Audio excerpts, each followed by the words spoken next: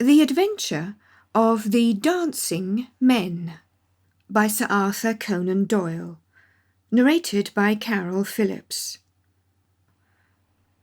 Holmes had been seated for some hours in silence, with his long, thin back curved over a chemical vessel in which he was brewing a particularly malodorous product. His head was sunk upon his breast, and he looked, from my point of view, like a strange, lank bird with dull grey plumage and a black topknot. "So, Watson," said he suddenly, "you do not propose to invest in South African securities?" I gave a start of astonishment. Accustomed as I was to Holmes's curious faculties, this sudden intrusion into my most intimate thoughts was utterly inexplicable. "How on earth do you know that?" I asked. He wheeled round upon his stool, with a steaming test-tube in his hand and a gleam of amusement in his deep-set eyes.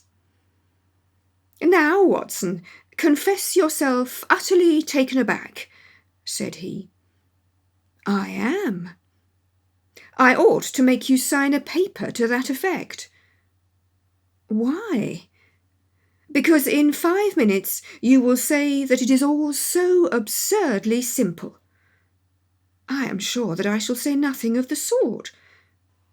"You see, my dear Watson," he propped his test-tube in the rack and began to lecture with the air of a professor addressing his class, "it is not really difficult to construct a series of inferences, each dependent upon its predecessor, and each simple in itself. If, after doing so, one simply knocks out all the central inferences and presents one's audience with the starting point and the conclusion, one may produce a startling, though possibly a meretricious, effect.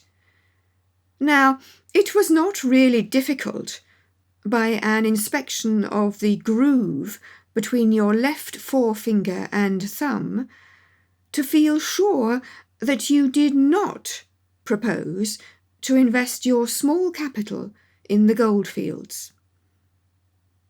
"I see no connection." "Very likely not, but I can quickly show you a close connection. Here are the missing links of the very simple chain. 1. You had chalk between your left finger and thumb when you returned from the club last night. 2. You put chalk there when you play billiards to steady the cue. 3. You never play billiards except with Thurston. 4. You told me 4 weeks ago that Thurston had an option on some South African property which would expire in a month and which he desired you to share with him. 5. Your cheque-book is locked in my drawer, and you have not asked for the key. 6. You do not propose to invest your money in this manner."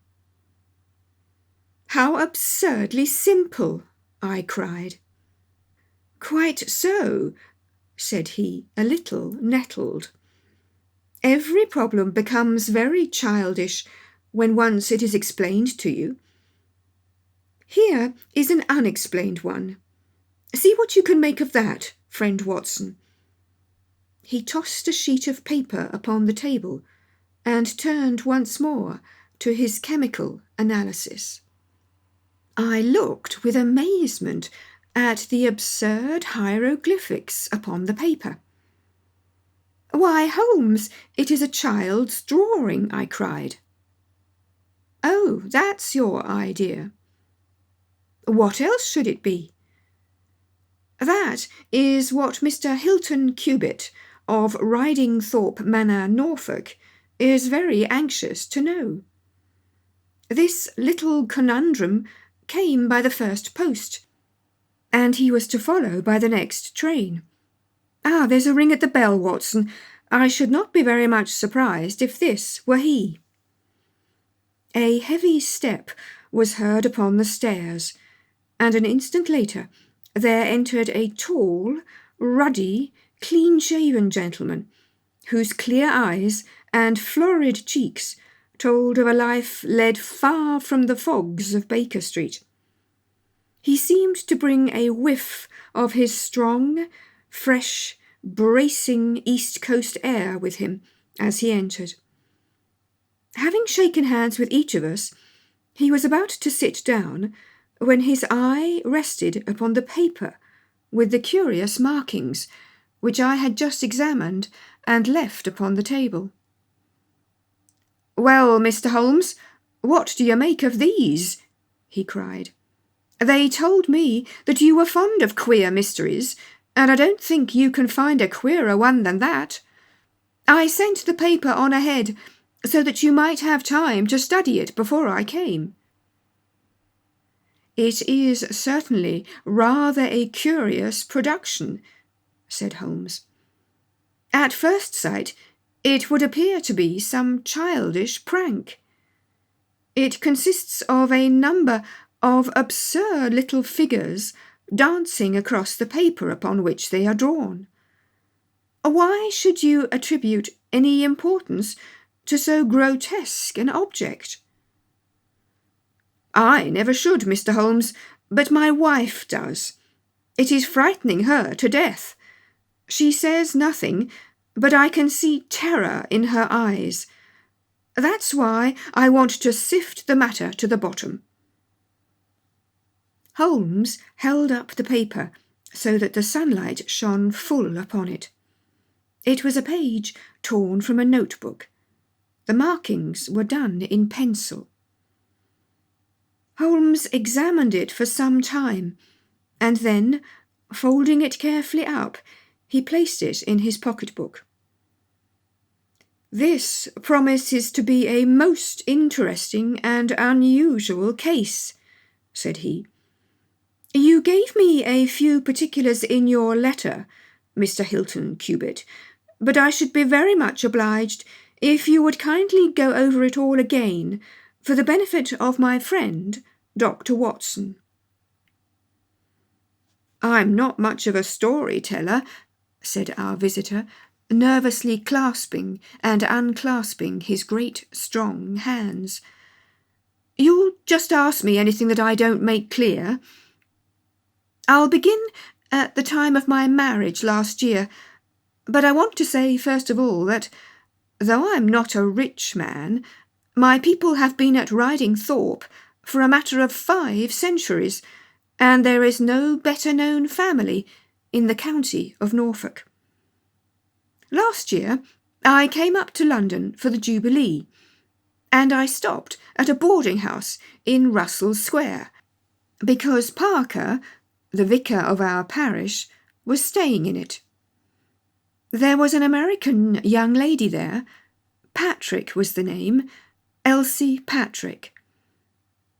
In some way we became friends, until, before my month was up, I was as much in love as a man could be. We were quietly married at a registry office, and we returned to Norfolk, a wedded couple. You'll think it very mad, Mr. Holmes, that a man of good old family should marry a wife in this fashion, knowing nothing of her past or of her people. But if you saw her and knew her, it would help you to understand. She was very straight about it, was Elsie. I can't say that she did not give me every chance of getting out of it if I wished to do so. I have had some very disagreeable associations in my life, said she. I wish to forget all about them. I would rather never allude to the past, for it is very painful to me. If you take me, Hilton, you will take a woman who has nothing that she need be personally ashamed of, but you will have to be content with my word for it, and to allow me to be silent as to all that passed up to the time when I became yours. If these conditions are too hard, then go back to Norfolk and leave me to the lonely life in which you found me." It was only the day before our wedding that she said those very words to me.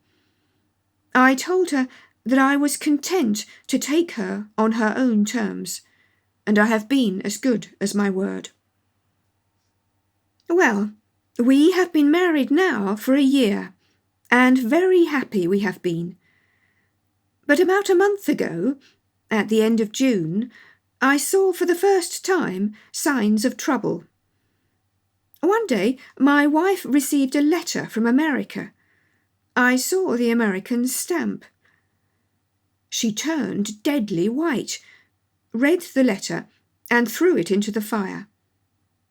She made no allusion to it afterwards, and I made none, for a promise is a promise. But she has never known an easy hour from that moment. There is always a look of fear upon her face, a look as if she were waiting and expecting.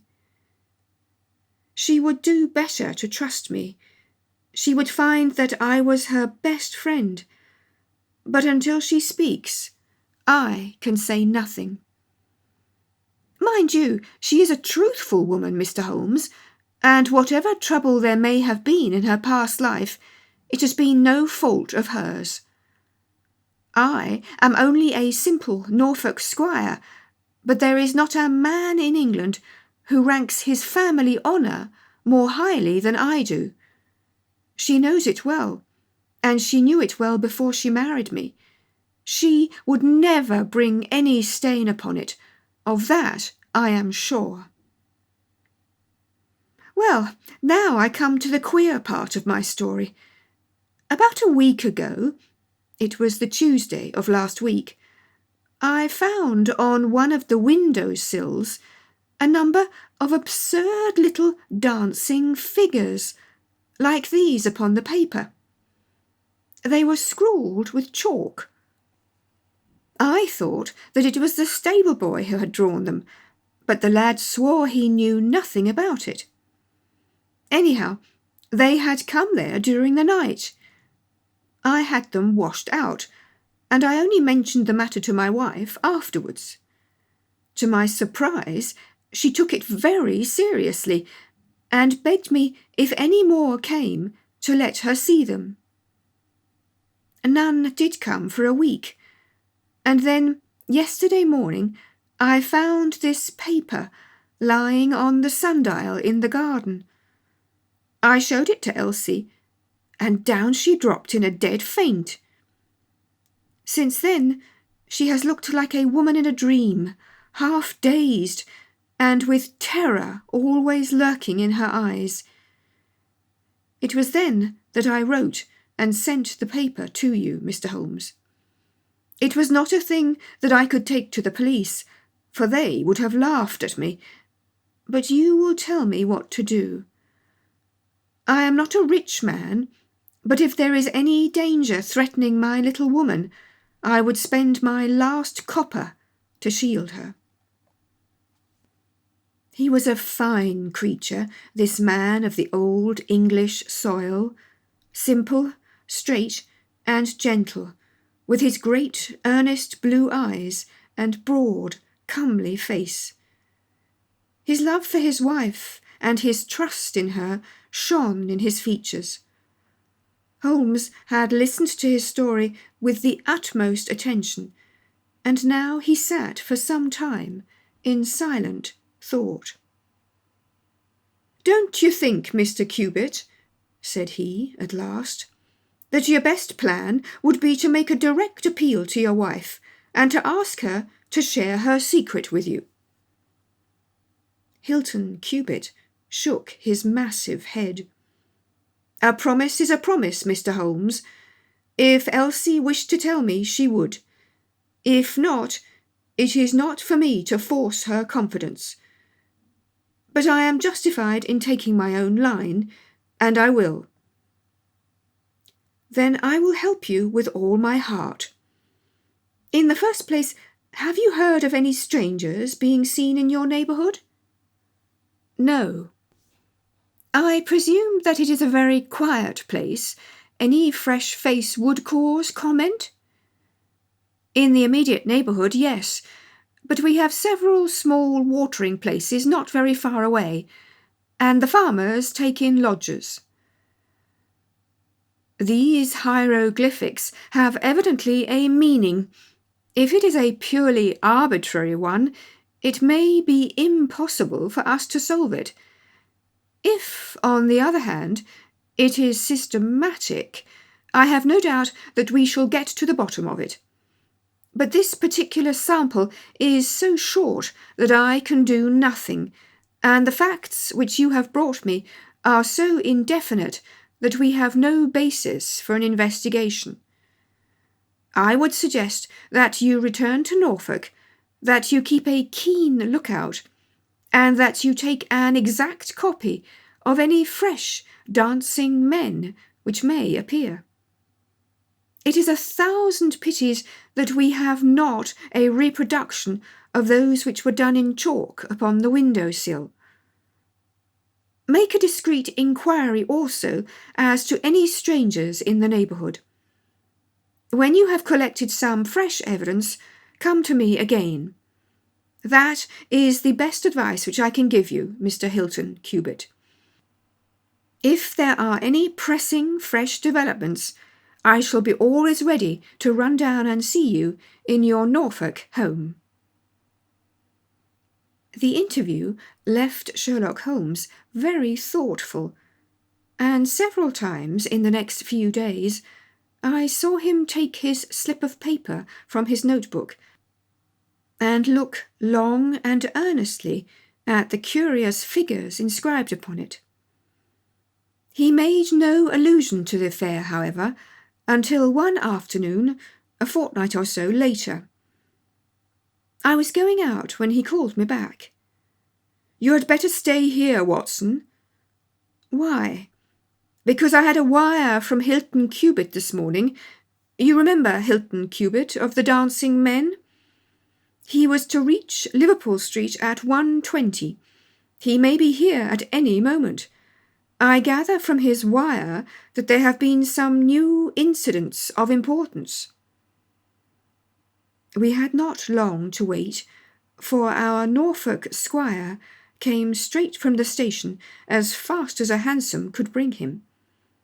He was looking worried and depressed, with tired eyes and a lined forehead. "It's getting on my nerves, this business, Mr. Holmes," said he, as he sank, like a wearied man, into an armchair. "It's bad enough to feel that you are surrounded by unseen, unknown folk who have some kind of design upon you, but when, in addition to that, you know that it is just killing your wife by inches, then it becomes as much as flesh and blood can endure. She's wearing away under it, just wearing away before my eyes." "Has she said anything yet?" "No, Mr. Holmes, she has not. And yet there have been times when the poor girl has wanted to speak, and yet could not quite bring herself to take the plunge. I have tried to help her, but I dare say I did it clumsily, and scared her off from it. She has spoken about my old family, and our reputation in the county, and our pride in our unsullied honour, and I always felt it was leading to the point, but somehow it turned off before we got there." "But you have found out something for yourself?" "A good deal, Mr. Holmes. I have several fresh dancing men pictures for you to examine, and what is more important, I have seen the fellow." "What, the man who draws them?" "Yes, I saw him at his work. But I will tell you everything in order. When I got back after my first visit to you, the very first thing I saw next morning was a fresh crop of dancing men. They had been drawn in chalk upon the black wooden door of the tool house, which stands beside the lawn, in full view of the front windows. I took an exact copy, and here it is. He unfolded a paper and laid it upon the table. "Excellent," said Holmes, "excellent. Pray continue." "When I had taken the copy, I rubbed out the marks, but 2 mornings later a fresh inscription had appeared. I have a copy of it here." Holmes rubbed his hands and chuckled with delight. "Our material is rapidly accumulating," said he. 3 days later a message was left scrawled upon paper and placed under a pebble upon the sundial. Here it is. The characters are, as you see, exactly the same as the last one. After that I determined to lie in wait, so I got out my revolver and sat up in my study, which overlooks the lawn and garden. About 2 in the morning I was seated by the window, all being dark save for the moonlight outside, when I heard steps behind me, and there was my wife in her dressing gown. She implored me to come to bed. I told her frankly that I wished to see who it was who played such absurd tricks upon us. She answered that it was some senseless practical joke, and that I should not take any notice of it. "If it really annoys you, Hilton, we might go and travel, you and I, and so avoid this nuisance." "What, be driven out of our own house by a practical joker?" said I. "Why, we should have the whole county laughing at us."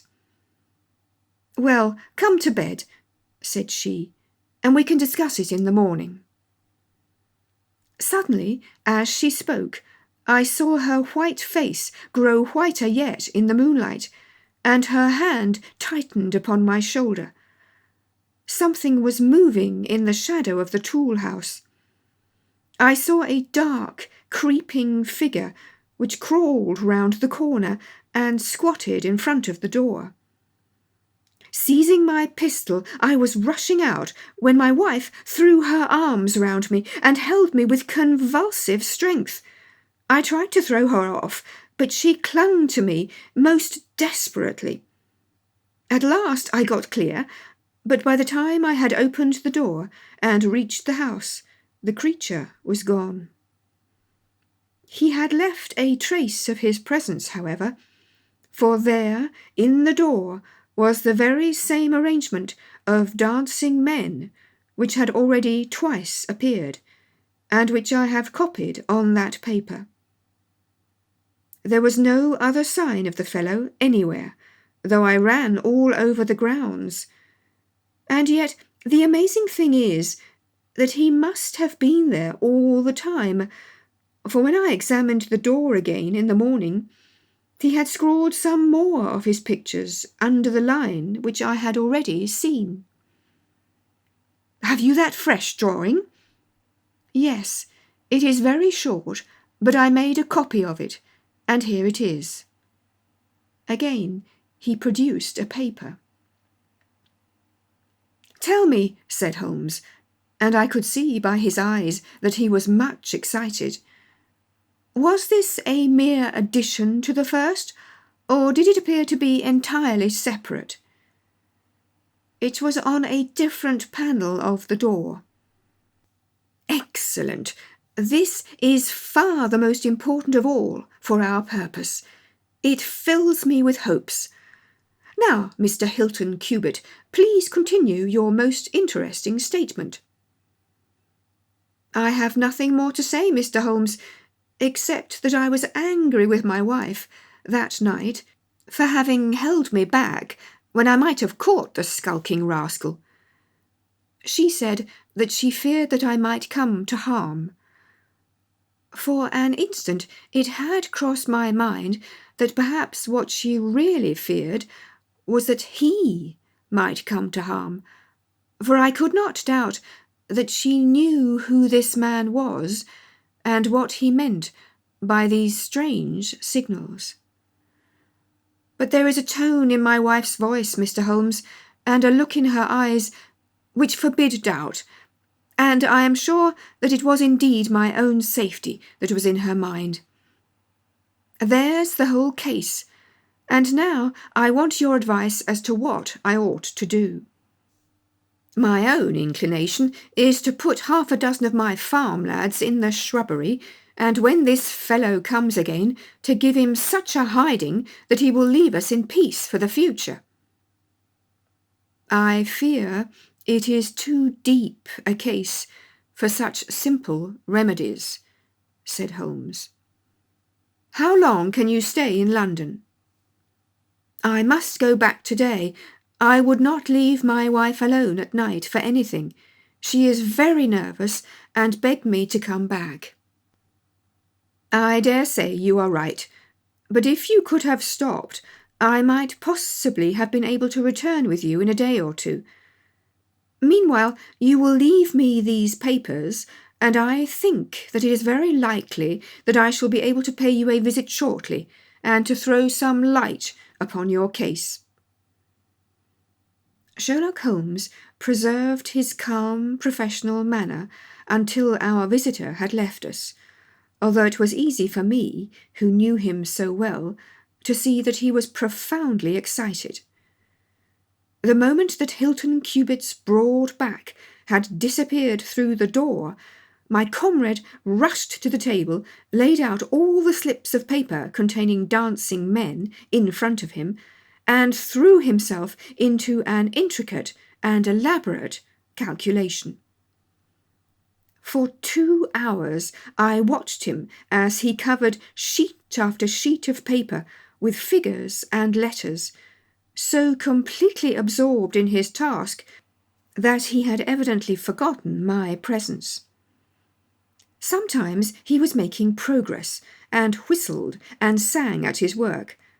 Sometimes he was puzzled, and would sit for long spells with a furrowed brow and a vacant eye. Finally he sprang from his chair with a cry of satisfaction, and walked up and down the room, rubbing his hands together. Then he wrote a long telegram upon a cable form. If my answer to this is as I hope, you will have a very pretty case to add to your collection, Watson, said he. I expect that we shall be able to go down to Norfolk tomorrow, and to take our friend some very definite news as to the secret of his annoyance. I confess that I was filled with curiosity, but I was aware that Holmes liked to make his disclosures at his own time and in his own way, so I waited until it should suit him to take me into his confidence. But there was a delay in that answering telegram, and 2 days of impatience followed, during which Holmes pricked up his ears at every ring of the bell. On the evening of the 2nd, there came a letter from Hilton Cubit. All was quiet with him, save that a long inscription had appeared that morning upon the pedestal of the sundial. He enclosed a copy of it. Holmes bent over this grotesque frieze for some minutes, and then suddenly sprang to his feet with an exclamation of surprise and dismay. His face was haggard with anxiety. "We have let this affair go far enough," said he. "Is there a train to North Walsham tonight?" I turned up the timetable. The last had just gone. "Then we shall breakfast early and take the very first in the morning," said Holmes. "Our presence is most urgently needed. Ah, here is our expected cablegram. One moment, Mrs. Hudson. There may be an answer." "No, that is quite as I expected. This message makes it even more essential that we should not lose an hour in letting Hilton Cubitt know how matters stand, for it is a singular and a dangerous web in which our simple Norfolk squire is entangled." So indeed it proved, and as I come to the dark conclusion of a story which had seemed to me to be only childish and bizarre, I experience once again the dismay and horror with which I was filled. Would that I had some brighter ending to communicate to my readers, but these are the chronicles of fact, and I must follow, to their dark crisis, the strange chain of events which for some days made Ridlingthorpe Manor a household word through the length and breadth of England. We had hardly alighted at North Walsham and mentioned the name of our destination when the station-master hurried towards us. "I suppose that you are the detectives from London?" said he. A look of annoyance passed over Holmes's face. "What makes you say such a thing?" "Because Inspector Martin from Norwich has just passed through. But maybe you are the surgeons. She's not dead, or wasn't by last accounts. You may be in time to save her yet, though it be for the gallows." Holmes's brow was dark with anxiety. "We are going to Ridlingthorpe Manor," said he, "but we have heard nothing of what has passed there." "It's a terrible business," said the station-master.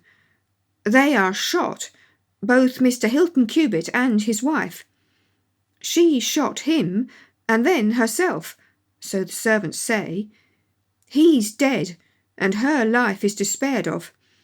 Dear, dear, one of the oldest families in the county of Norfolk, and one of the most honoured." Without a word, Holmes hurried to a carriage, and during the long 7 miles' drive he never opened his mouth. Seldom have I seen him so utterly despondent. He had been uneasy during all our journey from town, and I had observed that he had turned over the morning papers with anxious attention. But now this sudden realization of his worst fears left him in a blank melancholy. He leaned back in his seat, lost in gloomy speculation.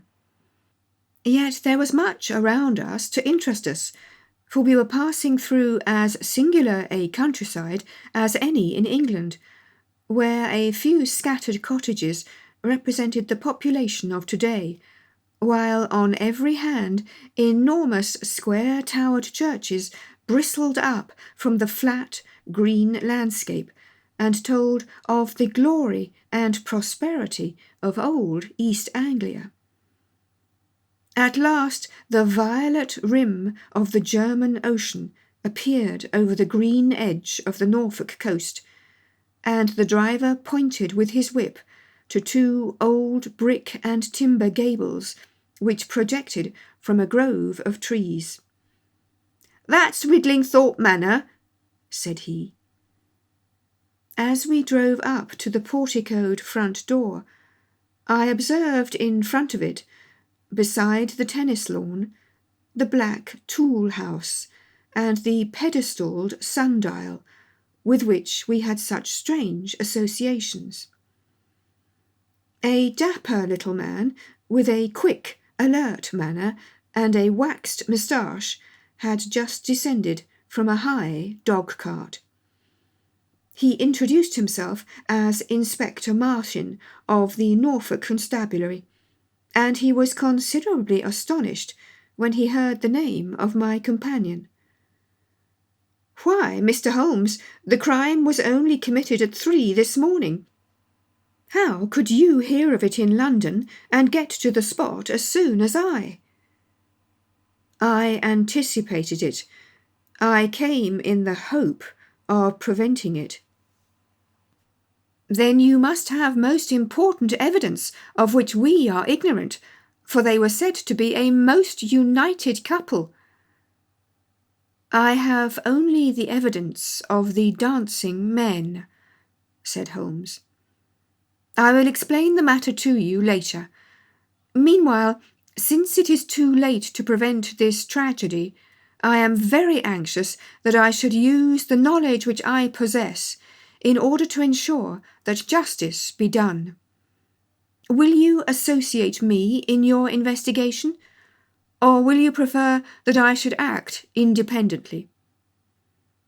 I should be proud to feel that we were acting together, Mr. Holmes, said the inspector earnestly. In that case, I should be glad to hear the evidence and to examine the premises without an instant of unnecessary delay. Inspector Martin had the good sense to allow my friend to do things in his own fashion, and contented himself with carefully noting the results. The local surgeon, an old white-haired man, had just come down from Mrs. Hilton Cubitt's room, and he reported that her injuries were serious, but not necessarily fatal. The bullet had passed through the front of her brain, and it would probably be some time before she could regain consciousness. On the question of whether she had been shot, or had shot herself, he would not venture to express any decided opinion. Certainly, the bullet had been discharged at very close quarters. There was only the one pistol found in the room, 2 barrels of which had been emptied. Mr. Hilton Cubitt had been shot through the heart. It was equally conceivable that he had shot her, and then himself, or that she had been the criminal, for the revolver lay upon the floor, midway between them. "Has he been moved?" asked Holmes. "We have moved nothing except the lady. We could not leave her lying wounded upon the floor." "How long have you been here, doctor?" "Since 4 o'clock. "Anyone else?" "Yes, the constable here." "And you have touched nothing?" "Nothing." "You have acted with great discretion. Who sent for you?" "The housemaid, Saunders." "Was it she who gave the alarm?" "She and Mrs. King, the cook." "Where are they now?" "In the kitchen, I believe." "Then I think we had better hear their story at once." The old hall, oak-panelled and high-windowed, had been turned into a court of investigation. Holmes sat in a great old-fashioned chair, his inexorable eyes gleaming out of his haggard face. I could read in them a set purpose to devote his life to this quest until the client whom he had failed to save should at last be avenged. The trim Inspector Martin, the old grey-headed country doctor, myself, and a stolid village policeman made up the rest of that strange company. The 2 women told their story clearly enough. They had been aroused from their sleep by the sound of an explosion, which had been followed a minute later by a second one. They slept in adjoining rooms, and Mrs. King had rushed into Saunders. Together they had descended the stairs. The door of the study was open, and a candle was burning upon the table. Their master lay upon his face in the centre of the room. He was quite dead. Near the window, his wife was crouching, her head leaning against the wall. She was horribly wounded, and the side of her face was red with blood. She breathed heavily, but was incapable of saying anything. The passage, as well as the room, was full of smoke and the smell of powder. The window was certainly shut and fastened upon the inside. Both women were positive upon that point. They had at once sent for the doctor and for the constable. Then, with the aid of the groom and the stable boy, they had conveyed their injured mistress to her room. Both she and her husband had occupied the bed. She was clad in her dress, he in his dressing gown over his nightclothes. Nothing had been moved in the study. So far as they knew, there had never been any quarrel between husband and wife. They had always looked upon them as a very united couple. These were the main points of the servants' evidence.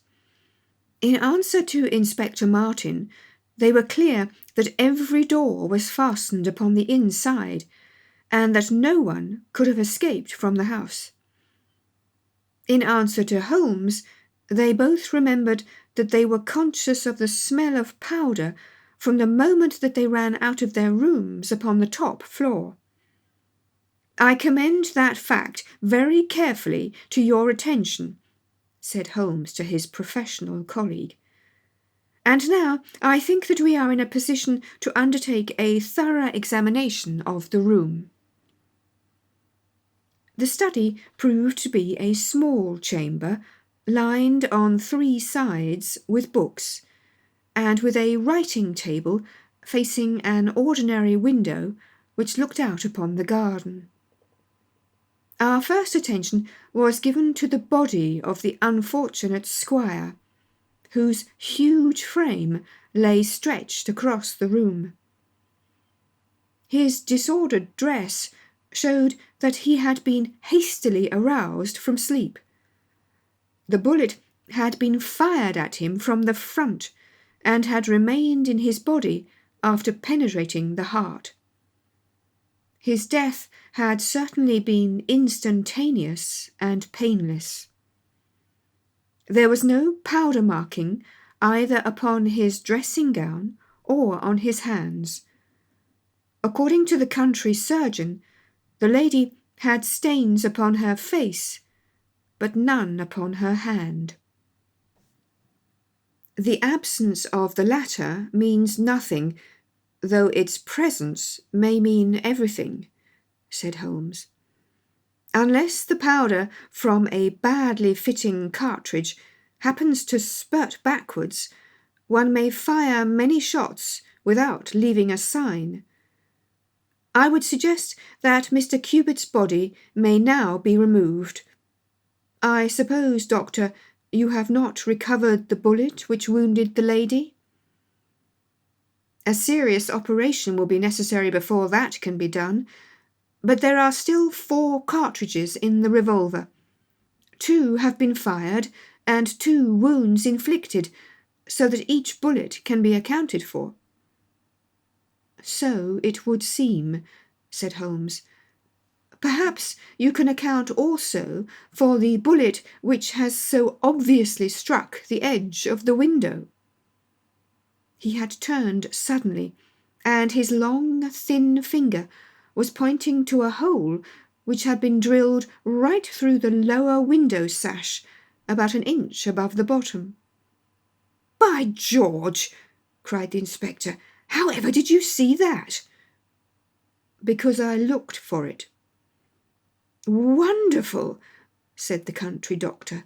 "You are certainly right, sir.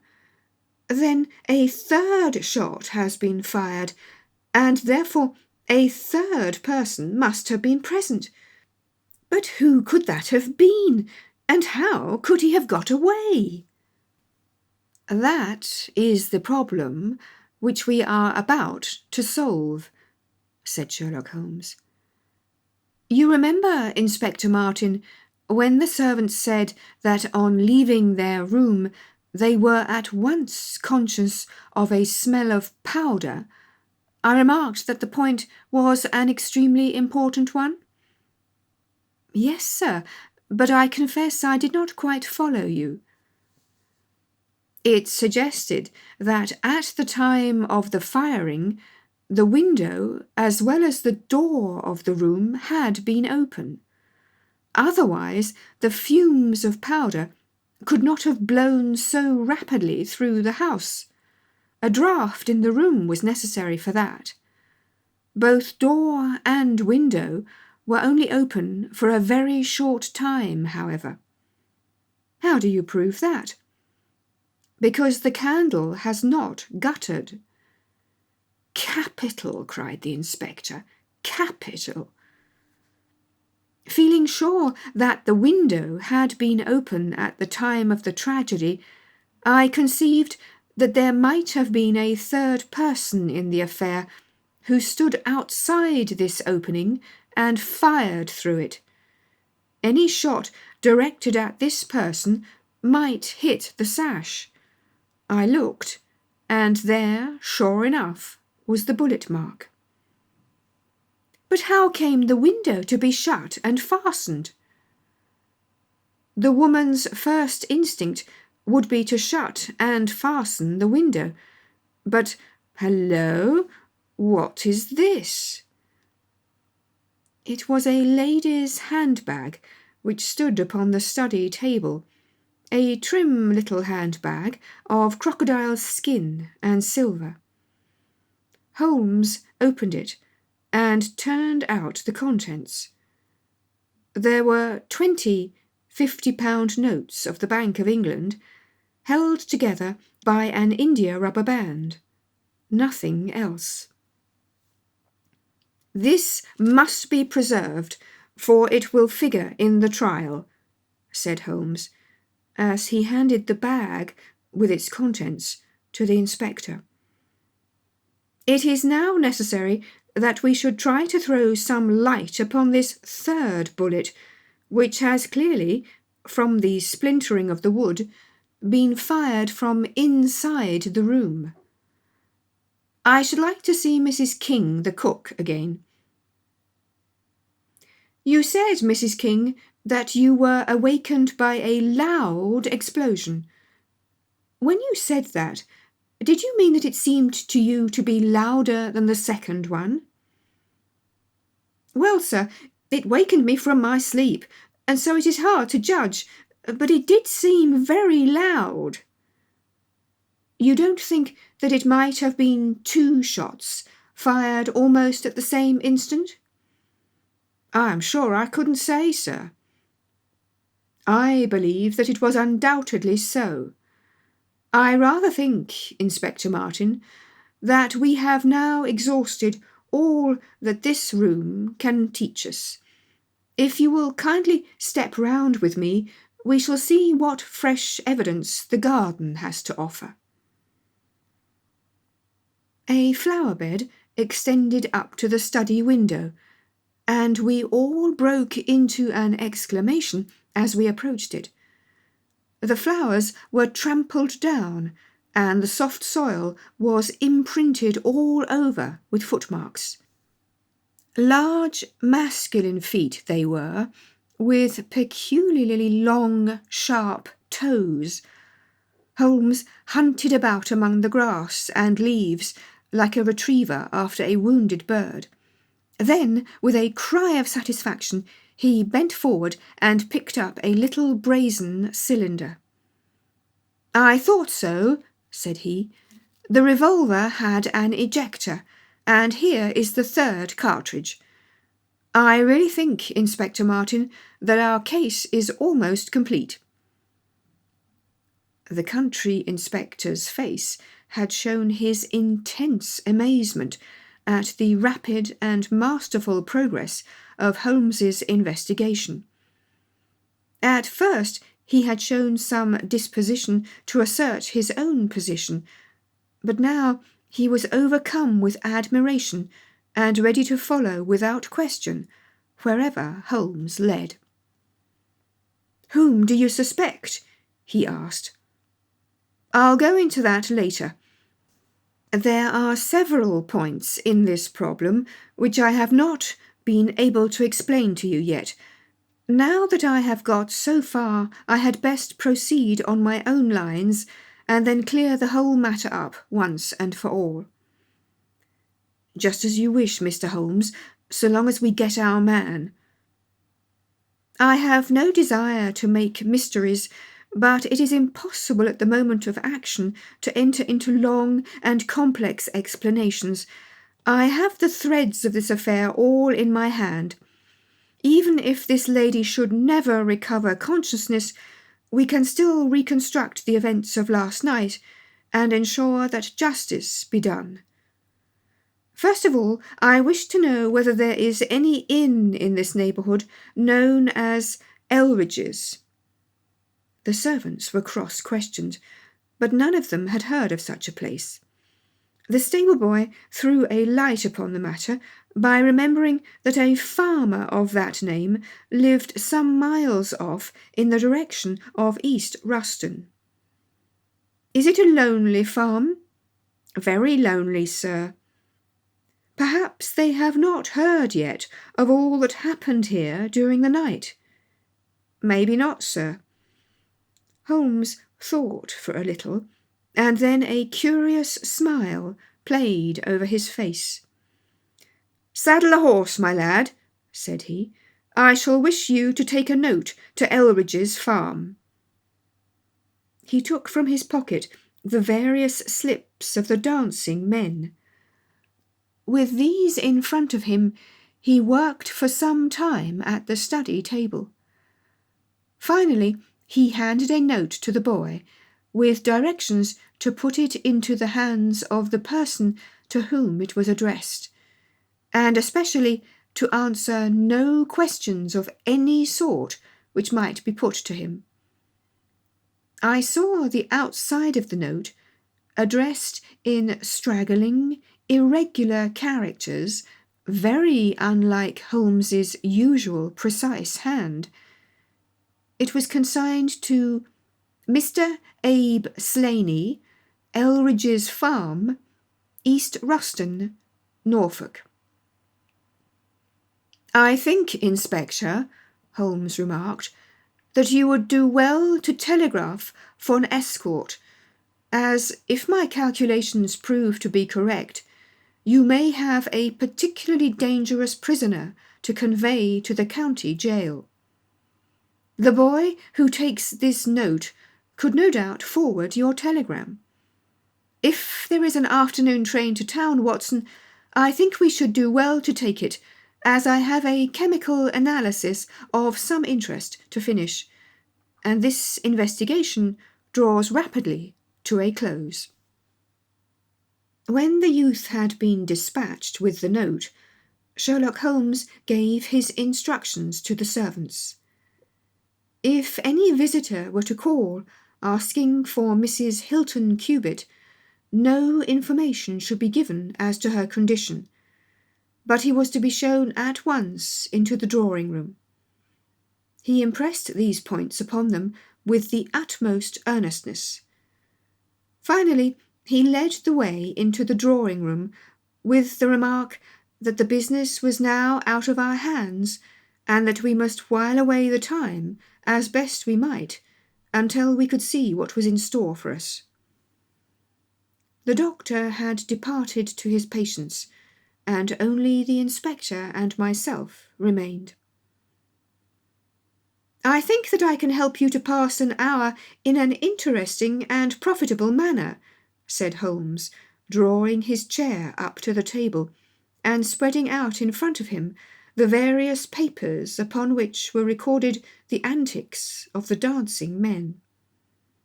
"As to you, friend Watson, I owe you every atonement for having allowed your natural curiosity to remain so long unsatisfied. To you, Inspector, the whole incident may appeal as a remarkable professional study. I must tell you, first of all, the interesting circumstances connected with the previous consultations which Mr. Hilton Cubitt has had with me in Baker Street." He then shortly recapitulated the facts which have already been recorded. I have here in front of me these singular productions, at which one might smile had they not proved themselves to be the forerunners of so terrible a tragedy. I am fairly familiar with all forms of secret writings, and am myself the author of a trifling monograph on the subject, in which I analyse 160 separate ciphers, but I confess that this is entirely new to me. The object of those who invented the system has apparently been to conceal that these characters convey a message, and to give the idea that they are the mere random sketches of children. Having once recognized, however, that the symbols stood for letters, and having applied the rules which guide us in all forms of secret writings, the solution was easy enough. The first message submitted to me was so short that it was impossible for me to do more than to say with some confidence that this symbol, Holmes pointed to a figure, stood for E. As you are aware, E is the most common letter in the English alphabet, and it predominates to so marked an extent that even in a short sentence one would expect to find it most often. Out of 15 symbols in the first message, 4 were the same, so it was reasonable to set this down as E. It is true that in some cases the figure was bearing a flag, and in some cases not, but it was probable from the way in which the flags were distributed that they were used to break the sentence up into words. I accepted this as a hypothesis, and noted that E was represented by this figure. But now came the real difficulty of the inquiry.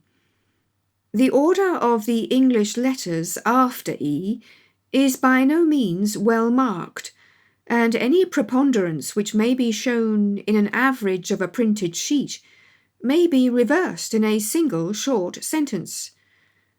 Speaking roughly, T, A, O, I, N, S, H, R, D, and L are the numerical order in which letters occur. But T, A, O, and I are very nearly abreast of each other, and it would be an endless task to try each combination until a meaning was arrived at. I therefore waited for fresh material.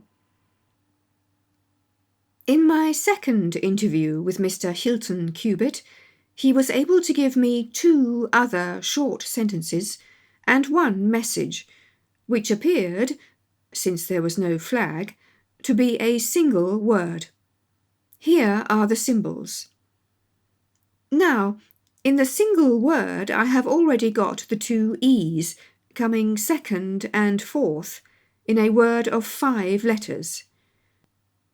It might be sever, or lever, or never.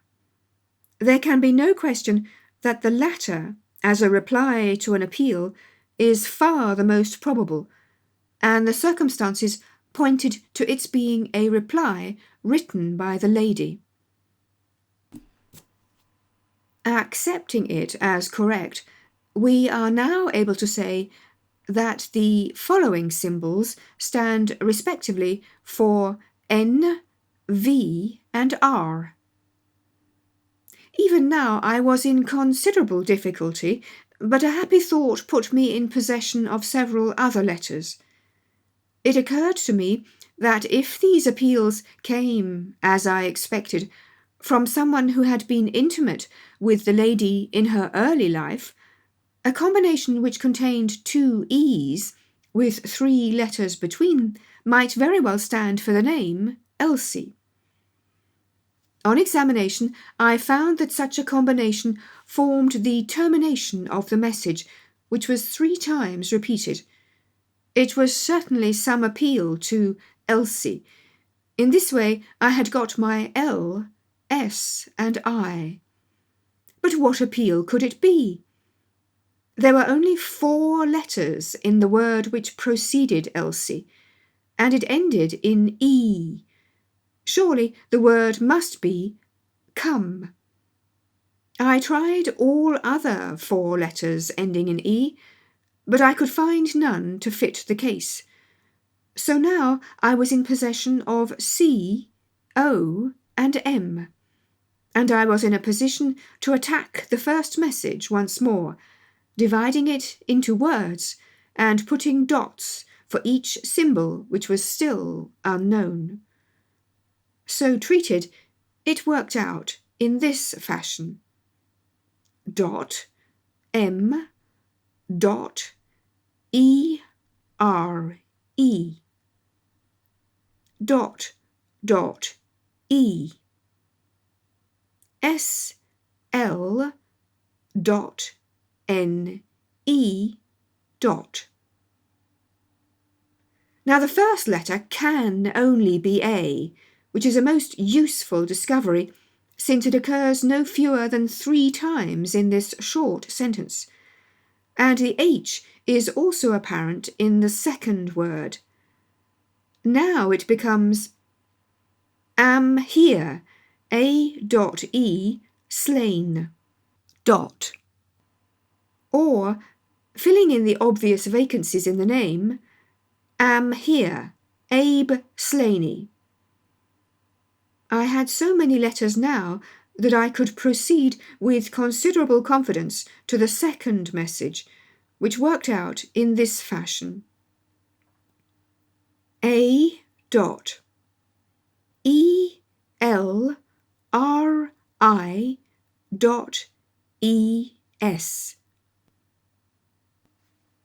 Here I could only make sense by putting T and G for the missing letters, and supposing that the name was that of some house or inn at which the writer was staying. Inspector Martin and I had listened with the utmost interest to the full and clear account of how my friend had produced results which had led to so complete a command over our difficulties. "What did you do then, sir?" asked the inspector. I had every reason to suppose that this Abe Slaney was an American, since Abe is an American contraction, and since a letter from America had been the starting point of all the trouble. I had also every cause to think that there was some criminal secret in the matter.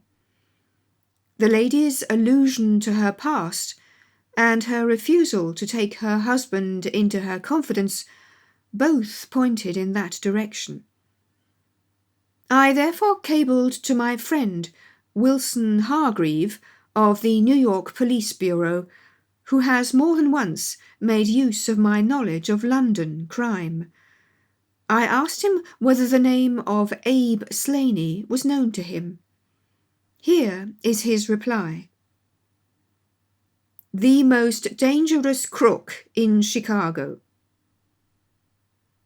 On the very evening upon which I had his answer, Hilton Cubitt sent me the last message from Slaney. Working with known letters, it took this form: Elsie. R.E. A.R.E. To meet thy G.O. The addition of a P and a D completed a message which showed me that the rascal was proceeding from persuasion to threats, and my knowledge of the crooks of Chicago prepared me to find that he might very rapidly put his words into action. I at once came to Norfolk with my friend and colleague, Dr. Watson, but unhappily only in time to find that the worst had already occurred. "It is a privilege to be associated with you in the handling of a case," said the inspector warmly. "You will excuse me, however, if I speak frankly to you. You are only answerable to yourself, but I have to answer to my superiors.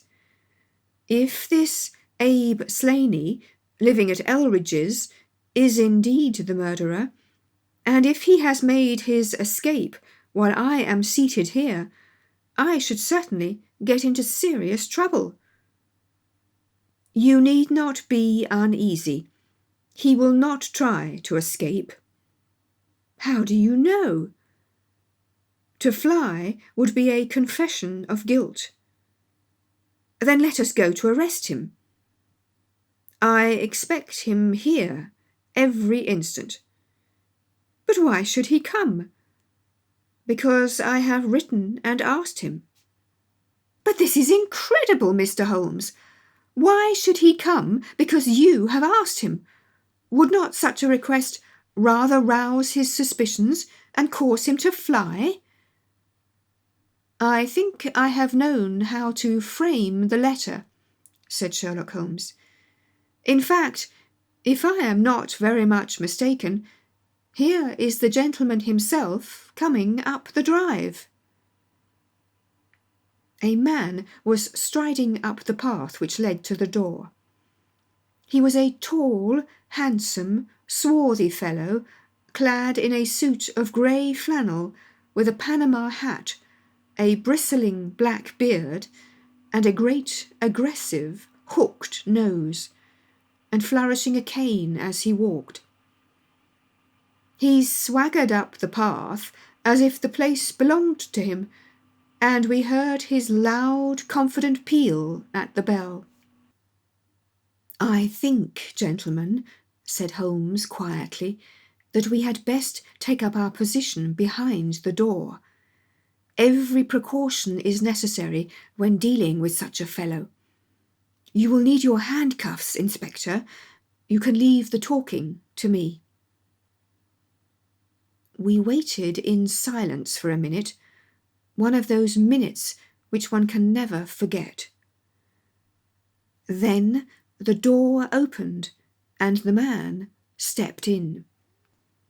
In an instant Holmes clapped a pistol to his head, and Martin slipped the handcuffs over his wrists. It was all done so swiftly and deftly that the fellow was helpless before he knew that he was attacked. He glared from one to the other of us with a pair of blazing black eyes. Then he burst into a bitter laugh. "Ha! Well, gentlemen, you have the drop on me this time. I seem to have knocked up against something hard. But I came here in answer to a letter from Mrs. Hilton Cubitt. Don't tell me that she is in this. Don't tell me that she helped to set a trap for me." "Mrs. Hilton Cubitt was seriously injured and is at death's door." The man gave a hoarse cry of grief which rang through the house. "You're crazy!" he cried fiercely. "It was he that was hurt, not she. Who would have hurt little Elsie? I may have threatened her, God forgive me, but I would not have touched a hair of her pretty head. Take it back, you. Say that she is not hurt." "She was found badly wounded by the side of her dead husband." He sank with a deep groan onto the settee and buried his face in his manacled hands. For 5 minutes he was silent. Then he raised his face once more and spoke with the cold composure of despair. "I have nothing to hide from you, gentlemen," said he. "If I shot the man, he had his shot at me, and there's no murder in that. But if you think I could have hurt that woman, then you don't know either me or her. I tell you, there was never a man in this world loved a woman more than I loved her. I had a right to her. She was pledged to me years ago. Who was this Englishman that he should come between us? I tell you that I had the first right to her, and that I was only claiming my own. She broke away from your influence when she found the man that you are, said Holmes sternly. She fled from America to avoid you, and she married an honourable gentleman in England. You dogged her and followed her and made her life a misery to her in order to induce her to abandon the husband whom she loved and respected, in order to fly with you, whom she feared and hated. You have ended by bringing about the death of a noble man and driving his wife to suicide. That is your record in this business, Mr. Abe Slaney, and you will answer for it to the law. If Elsie dies, I care nothing what becomes of me, said the American. He opened one of his hands and looked at a note crumpled up in his palm. See here, mister, he cried with a gleam of suspicion in his eyes. You're not trying to scare me over this, are you? If the lady is hurt as bad as you say, who was it that wrote this note? He tossed it forwards onto the table.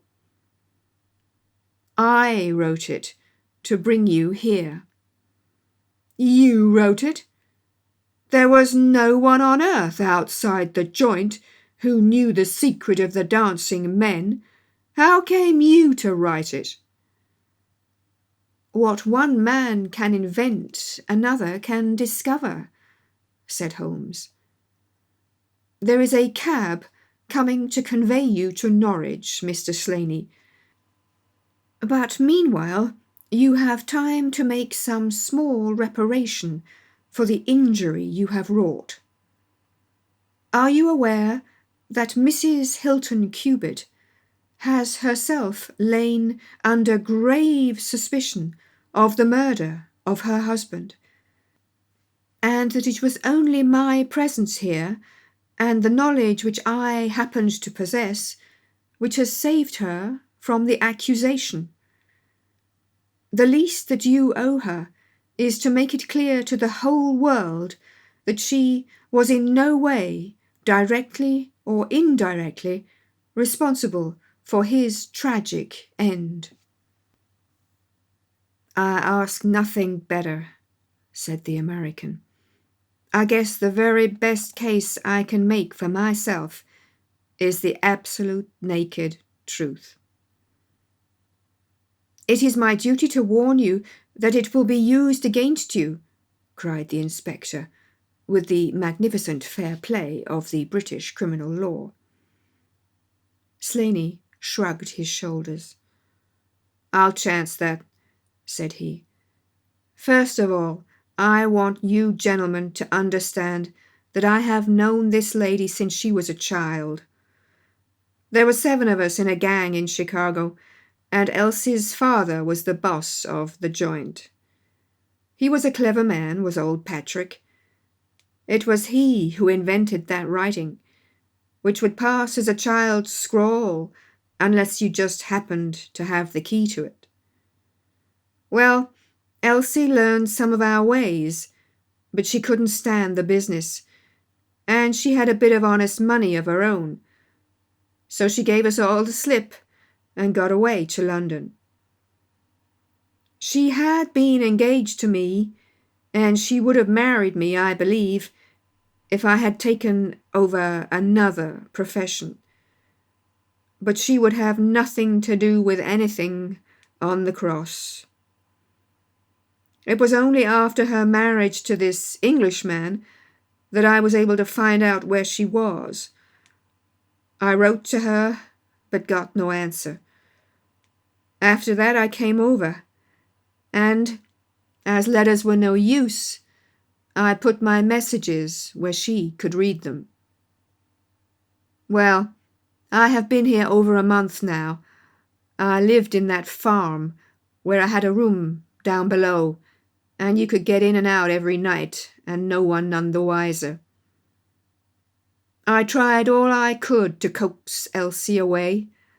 I knew that she read the messages. For once she wrote an answer under one of them. Then my temper got the better of me, and I began to threaten her. She sent me a letter then, imploring me to go away, and saying that it would break her heart if any scandal should come upon her husband. She said that she would come down when her husband was asleep at 3 a.m. and speak with me through the end window if I would go away afterwards and leave her in peace. She came down and brought money with her, trying to bribe me to go. This made me mad, and I caught her arm and tried to pull her through the window. At that moment, in rushed the husband with his revolver in his hand. Elsie had sunk down upon the floor, and we were face to face. I was healed also, and I held up my gun to scare him off and let me get away. He fired and missed me. I pulled off almost at the same instant, and down he dropped. I made my way across the garden, and as I went I heard the window shut behind me. That's God's truth, gentlemen, every word of it, and I heard no more about it until that lad came riding up with a note which made me walk in here like a jay and give myself up into your hands. A cab had driven up whilst the American had been talking. 2 uniformed policemen sat inside. Inspector Martin rose and touched his prisoner on the shoulder. "It is time for us to go. Can I see her first?" "No, she is not conscious." "Mr. Sherlock Holmes, I only hope that if ever again I have an important case, I shall have the good fortune to have you by my side." We stood at the window and watched the cab drive away. As I turned back, my eye caught the pellet of paper which the prisoner had tossed upon the table. It was the note with which Holmes had decoyed him. "See if you can read it, Watson," said he with a smile. It contained no word, but a little line of dancing men. "If you use the code which I have explained," said Holmes, "you will find that it simply means, 'Come here at once.'" I was convinced that it was an invitation which he would not refuse, since he could never imagine that it could come from anyone but the lady.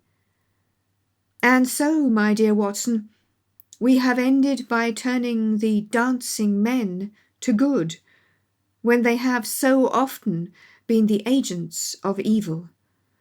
And I think that I have fulfilled my promise of giving you something unusual for your notebook.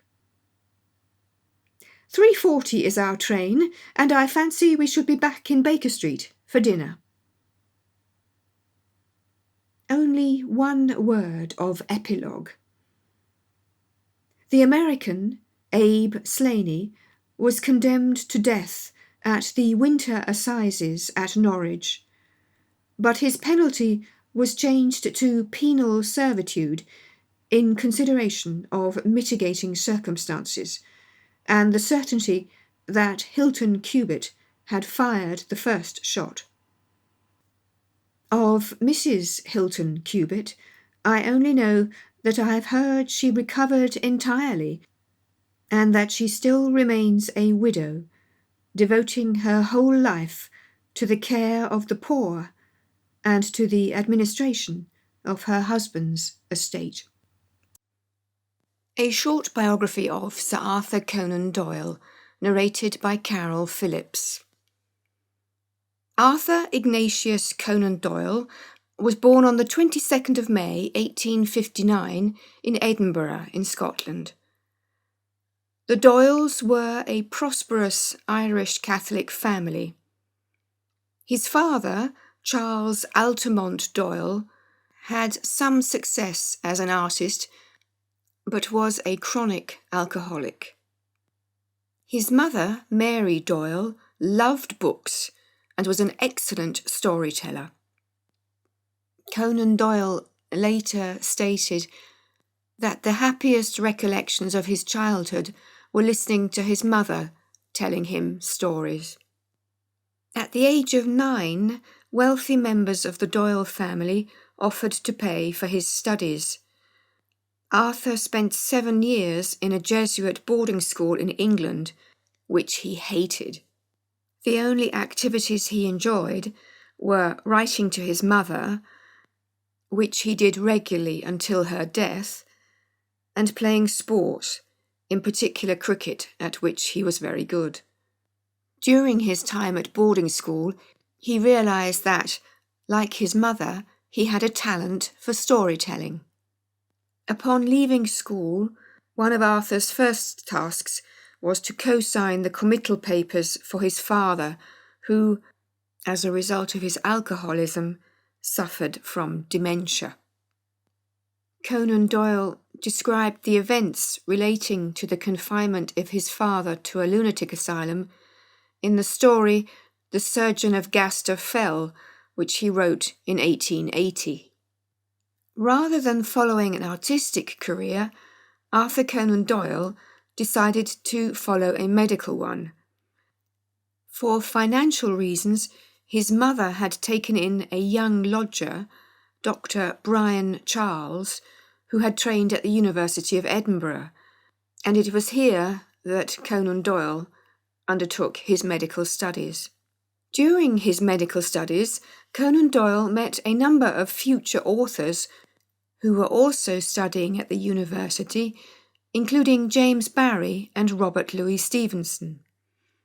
One of his teachers, Dr. Joseph Bell, had a great influence on him. Dr. Bell was a master at observation, logic, deduction, and diagnosis, all qualities which Conan Doyle later attributed to his most famous creation, the detective Sherlock Holmes. During his studies, Conan Doyle began to write short stories, some of which were published in literary journals. In 1881, Conan Doyle graduated, obtaining his Bachelor of Medicine and Master of Surgery, upon which he drew a humorous sketch of himself receiving his diploma with the caption, "Licensed to Kill." After working as a medical officer on a steamer and as an assistant to a doctor in Plymouth, Conan Doyle opened his own practice in Portsmouth, and by the end of his 3rd year, his practice had started to earn him a comfortable income. While working as a doctor, he continued to write. In August 1885, he married Louisa Hawkins, the sister of one of his patients. He described her in his memoirs as having been gentle and amiable. In March 1886, Conan Doyle started writing the novel which brought him immediate fame. It was published 2 years later in Beeton's Christmas Annual under the title A Study in Scarlet, and introduced the world to the immortal Sherlock Holmes and Dr. Watson. Also at this time, he wrote stories which illustrate the beginning of his fascination with the paranormal and spiritualism.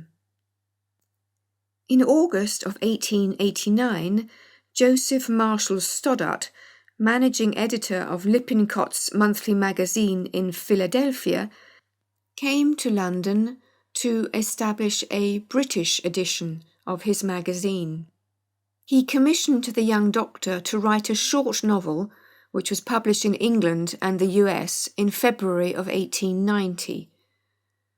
This story, The Sign of Four, was responsible for establishing both the character Sherlock Holmes and the author Sir Arthur Conan Doyle. Conan Doyle's literary agent, A.P. Watt, made a deal with the Strand magazine to publish the Sherlock Holmes stories. The image of Sherlock Holmes was created by the illustrator Sidney Paget. This collaboration lasted for many decades and was instrumental in making the author, the magazine, and the artist world famous. After almost dying as a result of a virulent attack of influenza, Conan Doyle decided to abandon his medical career and concentrate on his literary one. In 1893, in spite of everyone's entreaties, the prolific but impulsive author decided to get rid of Sherlock Holmes. During a trip to Switzerland, he found the spot where his hero was to meet his end. In The Final Problem, published in December 1893, Sherlock Holmes and Professor Moriarty plunged to their deaths at the Reichenbach Falls. As a result, 20,000 readers cancelled their subscriptions to the Strand magazine. Conan Doyle, however, felt freed from a fictional character who had oppressed him. Following the death of his wife, who had been diagnosed with tuberculosis, and of his father, Conan Doyle suffered from depression, which may have caused him to become more and more fascinated by life beyond the veil.